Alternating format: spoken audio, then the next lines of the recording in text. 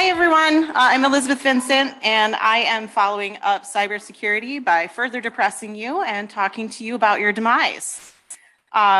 So Mark asked me to join the group of presenters to discuss, to some extent, why attorneys tend to neglect their own needs and deal with the needs of their clients.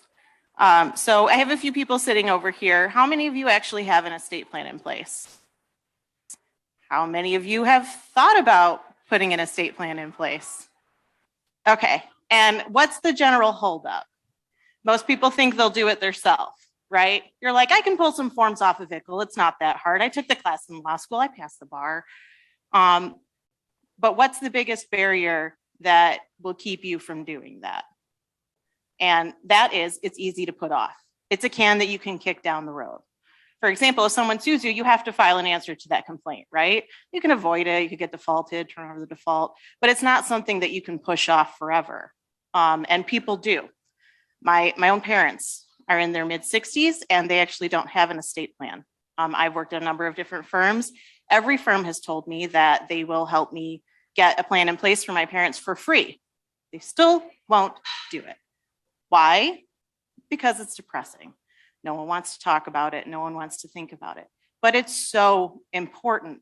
And I think COVID really has shown a lot of us that we really don't know what's ahead of us. I unfortunately had to learn that lesson very young. I was 28, it's about 7 years ago.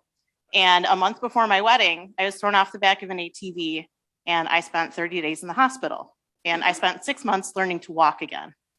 And the worst part of that whole story is that I was an estate planning attorney with no estate plan. And so you can imagine the implications of that, right? I got lucky. I didn't need a guardianship.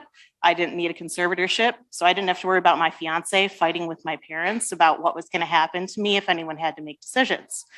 But the reason that I tell you that story is because I don't want you to be me. And all too often, I see attorneys who don't have their plans done. I'm actually currently probating an estate for a relatively well-known attorney at a very large firm who neglected to plan for a business asset. And I remember talking to Mark when we got the case, and I said, that is not someone that I would have thought wouldn't have taken care of that. So I had no one raise their hand to say that they had a plan done. So are you protected right now? Are there people in the audience that have children? Who would take care of your children if something happened to you? Do you have that written down somewhere? Are you prepared for one of the local probate judges to decide that for you? So what do you need? Every lawyer needs a basic estate plan. And that plan involves, I'm sure, all the documents that you've heard about. I won't bother with that. But it needs to think about who will act on your behalf, who will manage your assets, how will they be managed, how will they be distributed, and when, and where will everything go. Another consideration that Mark wanted me to discuss with people is those of us who have shared ownership interests in law firms. So some of you may be partners, some of you may be smaller firms with partners, some of you may be shareholders at some of the larger firms. What's in place? Do you have shareholder agreements? Are there buy-sell agreements? How would your interest pass to your family? And can your family accommodate receiving that interest? Those are all things that everyone should be thinking about, and your estate plan should work in conjunction with that. It's not enough to have the buy-sell in place. It's not enough to have the shareholder agreement in place. You have to make sure that we don't have a situation where we have lay people inheriting an interest in a law firm and a board member not knowing what to do, or with a small firm, when we have one partner who passes away and there's no lawyers in the family, what do you do? But one of the most unique things that Mark wanted me to look into to talk to you guys about is firms with a single owner. So what do you do if you're a solo practitioner? What happens to your book of business, right?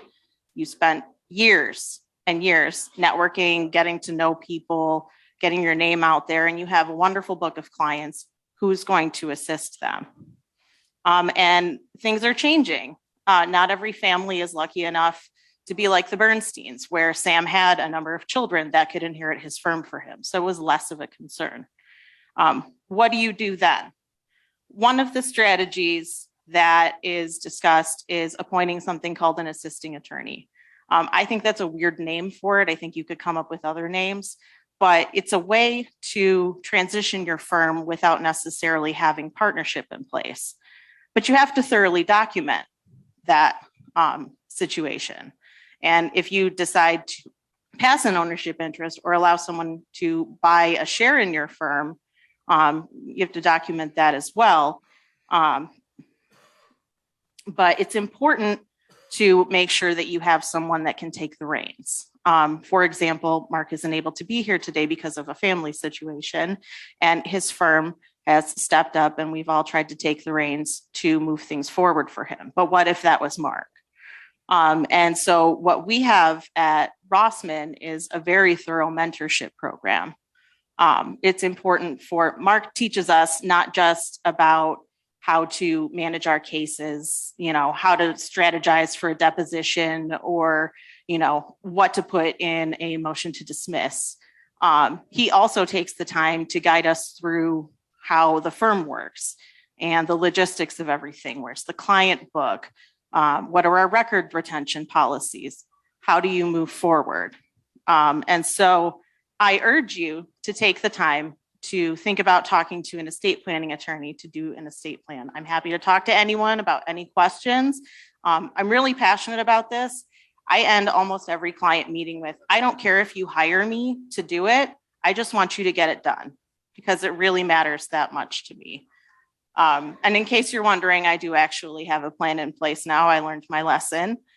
So hopefully none of you have to learn the hard way like I did.